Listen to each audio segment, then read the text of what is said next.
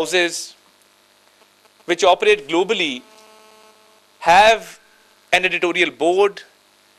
They have their systems in which information is verified. There are structures, there's a hierarchy through which this information is passed on, and editorial control is exercised. Even then, they fail to exercise the basic norms of journalism. And a country, which I said is the biggest victim of terrorism, one of the attackers they claimed belonged to Pakistan, which was badly refuted because the Indian police yesterday issued a press release stating that one of the attackers was from Telangana, Hyderabad, belonging to India. And just a few moments ago, it has been confirmed that his passport was issued by the Indian embassy in Sydney. And in fact, he traveled to Philippines on that Indian passport as confirmed by the Philippines authorities. So, I don't know why this campaign was run, but it is very, very unfortunate. And I would just like to play a small video to walk you through this campaign and how it was run and which media outlets were actually involved in it.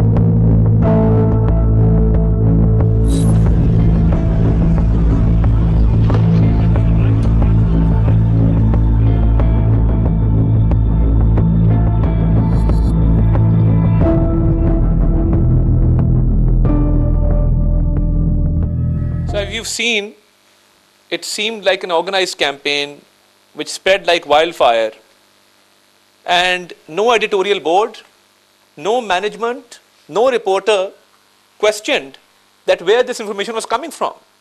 And one of the news outlets actually said the duo are from Lahore, Pakistan, without any documentation. Now, how is it possible that when you give a news with regard to a terrorism incident, and you claim that the attackers are from a certain country or are of a certain region, and you have no evidence whatsoever to substantiate your claim?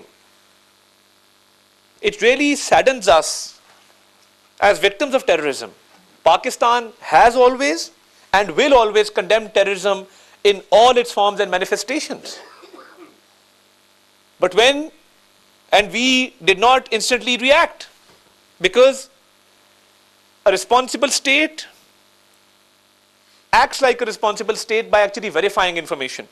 And how is it that the Indian government did not know that these people were of Indian origin or had an Indian passport or were Indian citizens? Every country has a national database through which facial recognition feature, it can be easily identified to which country a certain individual belongs to. There are retinal scans, there are fingerprints, there's facial recognition. There's so much technology in the world now that any database would have revealed where they were from. But unfortunately, there was a vicious campaign to instantly say that one of the attackers, the father, was a Pakistani national. Just because he had a name which is common in certain parts of the world. That is not enough. Having a name is not sufficient evidence to pin the blame on Pakistan. And I appreciate how the Australian authorities have conducted themselves very, very professionally throughout the investigation. Despite this vicious campaign which was run all over the international media, they did not cast any aspersions in this regard, and they actually waited for this information to be verified. And now it is clear that the attacker was from India, he migrated from India, had an Indian passport, traveled on that passport, the Indian embassy in Sydney issued that passport. Now, my question is, and I think I have this right to question, that who's going to cover the damage that was caused to Pakistan through these fake posts and false information? How do we go back to the position before the Bondi Beach Sydney attack? Should we initiate legal proceedings? Should we request for an apology? Or will it just be part of history as a campaign based on absolutely fake and false information to malign Pakistan? And we've seen acts of terrorism elsewhere in the world. The murder and assassination of Harjeet Singh Najjar in Canada is one example. We've seen transnational assassinations taking place. We've seen this incident. And we know that India supports terrorism in Pakistan. Time and time again, the DG ISPR, myself, we've placed evidence before you that the terrorism incidents taking place in Balochistan, the incidents of terrorism taking place in Khyber Pakhtunkhwa, they have Indian funding, Indian backing. And there is irrefutable evidence to prove that. In addition to that, whenever the Afghan soil is used for attacks within Pakistan, somewhere there's an Indian link. And the Afghanistan government, which is cozying up to India these days, what is the main reason behind that? Do they have any bilateral trade? Do they have other areas of mutual cooperation of great potential which they want to realize? But there is irrefutable evidence of Indian terrorism taking place in Pakistan. And they've not only funded terrorists in Pakistan, they've been behind the planning of terrorist attacks in Balochistan and in Khyber Pakhtunkhwa. Now, a country which has been suffering from terrorism